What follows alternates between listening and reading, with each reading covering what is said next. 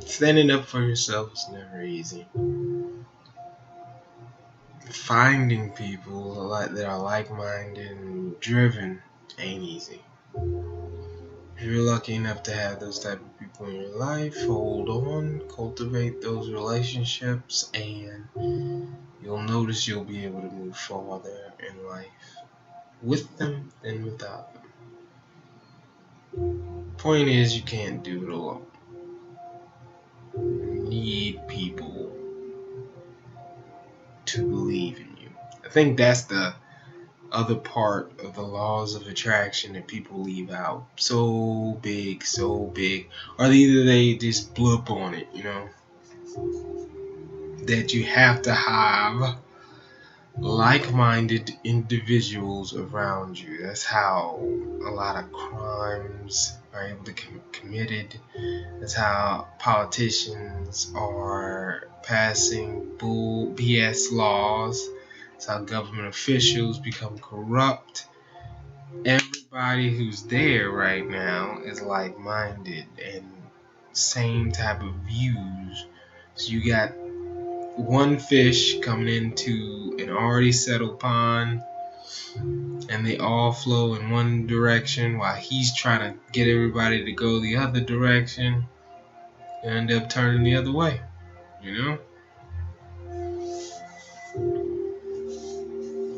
So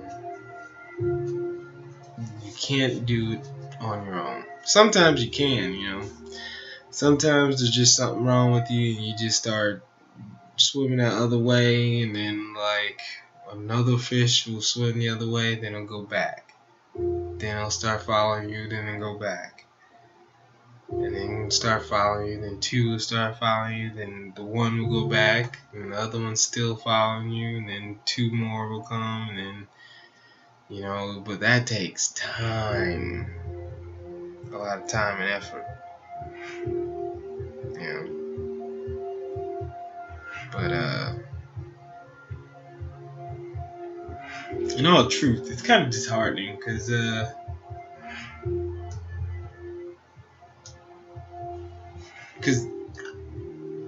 fools do foolish things. Well, fools reinforce foolish things,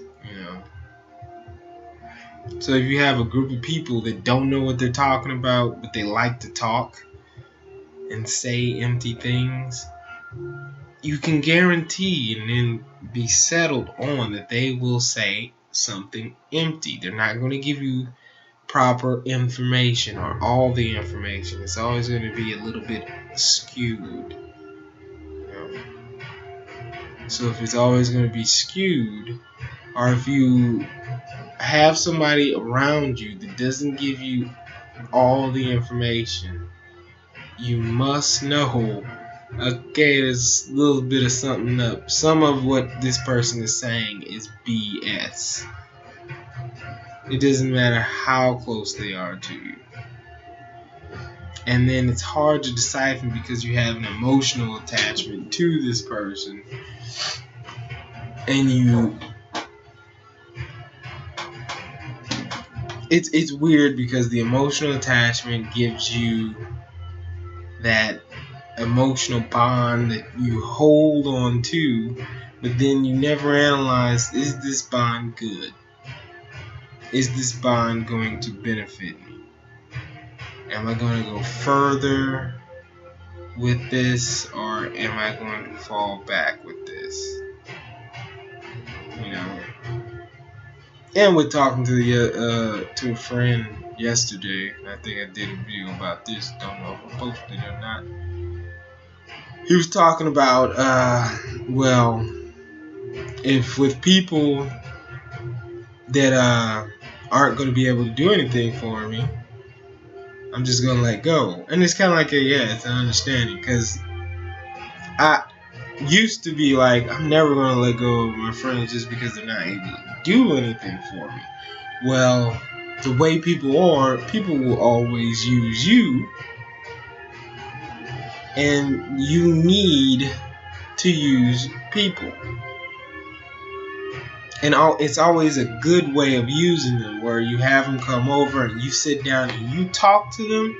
You get knowledge from them because you can't be everywhere all the time. So when you're talking to them, sitting down, you're getting something from them, an emotional attachment. It has to be beneficial to your life. Because understand, you're going to have children, right? You're moving up in life, you're going somewhere. So if you're going somewhere in life, it might as well be better. But if you're talking about nothing all the time with these people, it's just blab on and blab about this, or don't you hate that, or don't you hate this.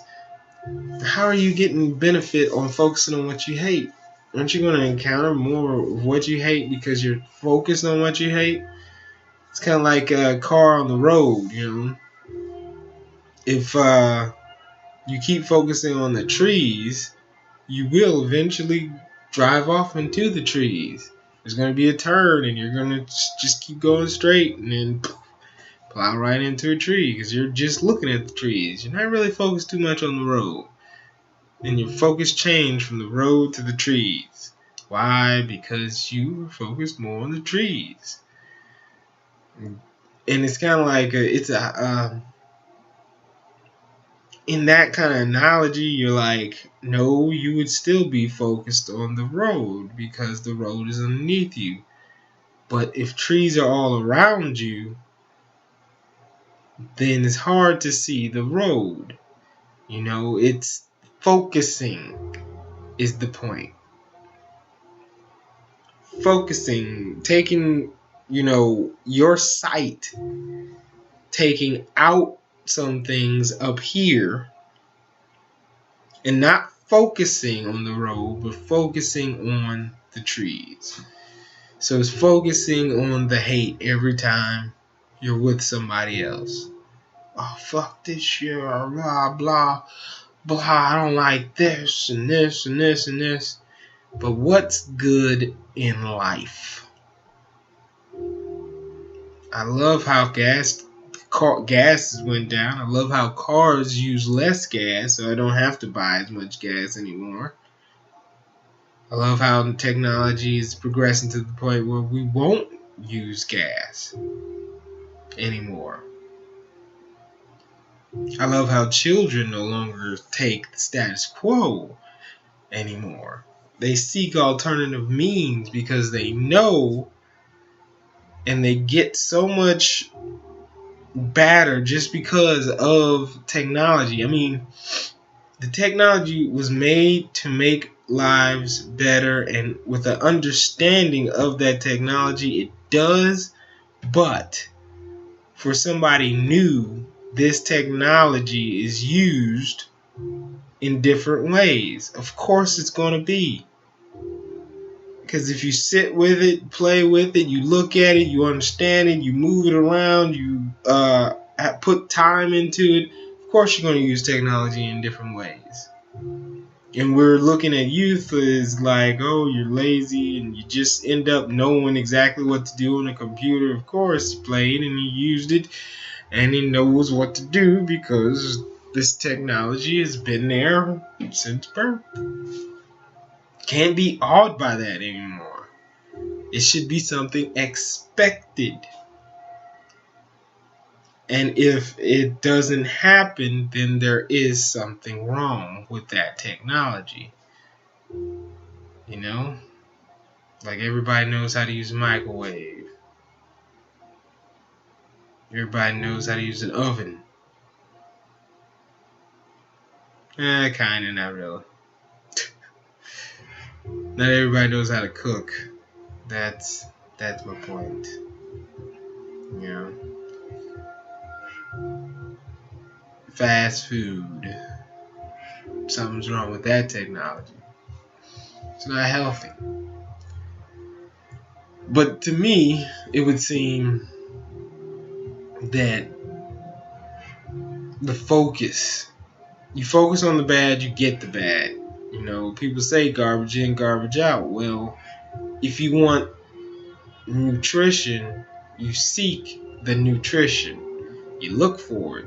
You cultivate it. You bring it in to you. And you ignore the bad.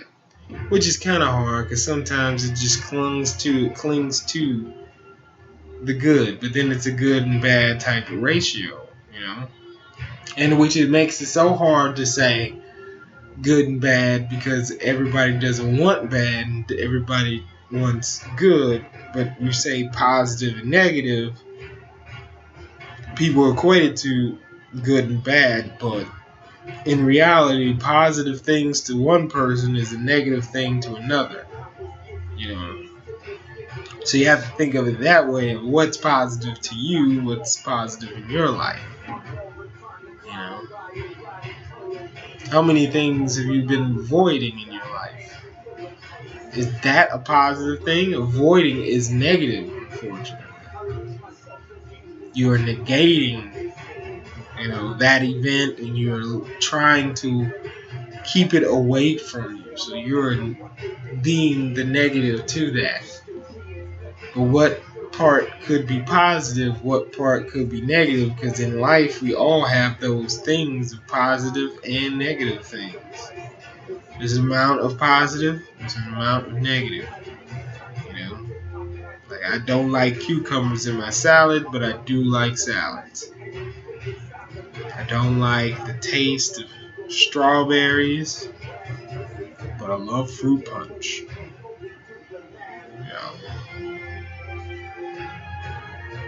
Just picking something out. Well, in truth, I don't really like strawberries, raspberries, or too much fruit. Why? Because I haven't had too much fruit.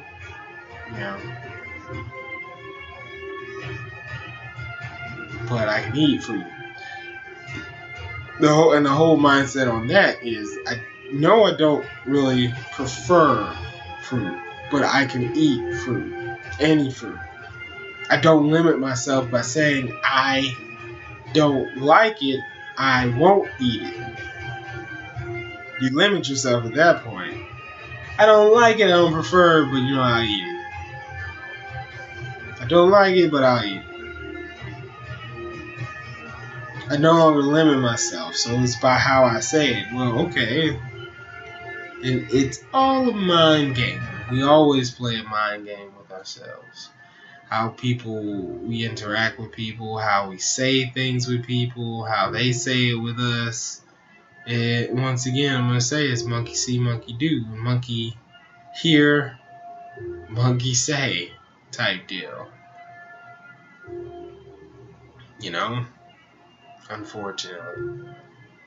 People are going to be like, as soon as they hear somebody else say it, and since you have that emotional bond with that person, you're going to dispute exactly what they said without even thinking about it.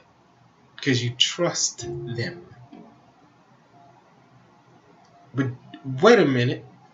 Let's go there, to that point. Trust. Do you trust yourself?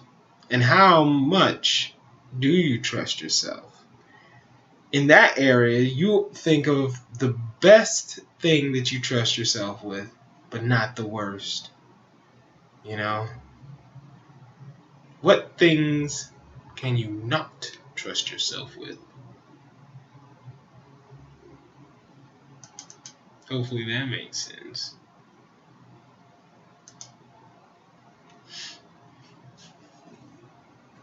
Like sometimes, can you trust yourself with tying a knot and then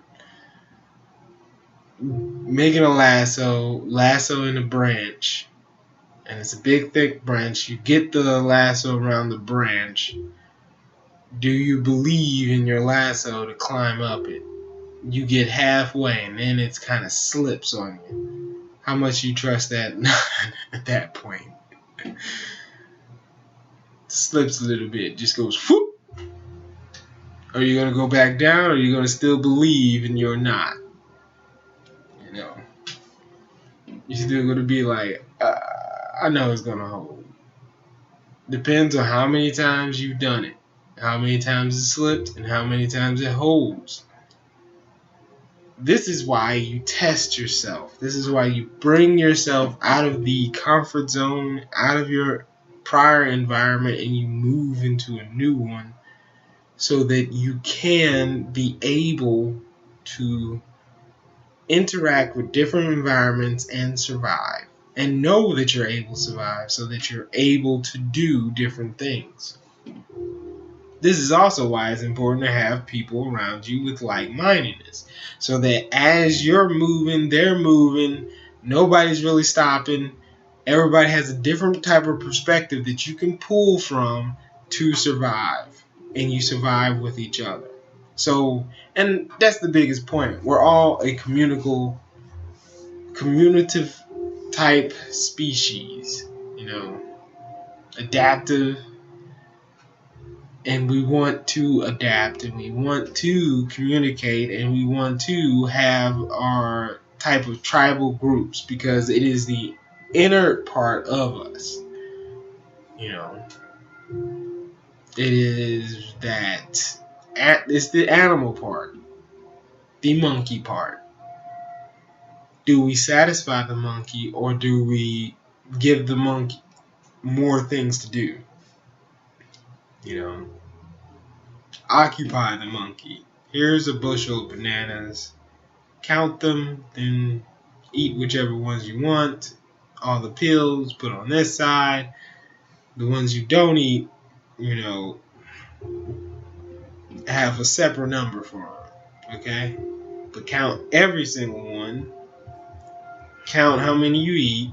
Put them in a different pile. And count how many you don't eat. Okay? But no all three numbers type deal. We make it more complicated, or we make it easy. Okay, this monkey do this monkey do that, this monkey do this type deal. So, and in seriousness, it's making it more complicated. That builds the monkey up just a little bit, because it was through the complications that man developed the communication and that ability to come together, to be a stronger community, because one man could not survive alone. Okay? And because one man couldn't survive alone, it really depended on the community of everyone.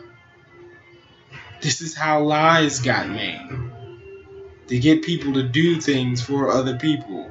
Otherwise, go out and just talk to complete strangers. Some people you run into that just don't like you off the bat. And guess what you gotta do? Lie to get them to help you. Now, what if it's your next door neighbor or the people across the street, and you have to cater to what they want to hear, to get them to like you, to get them to allow you to borrow the lawnmower so you can mow your grass because yours is on the fritz. So you sound a certain way, you perform a certain way, you do things in that certain way in order to bring them into your community. It all sounds like it sucks. It's purely, why? To benefit yourself. But then now you have somebody that you hopefully can help in the future, if you're willing to or not. It may come up. And that's my point. You need people. I need people. But it's not easy to find people, especially when there's a whole lot.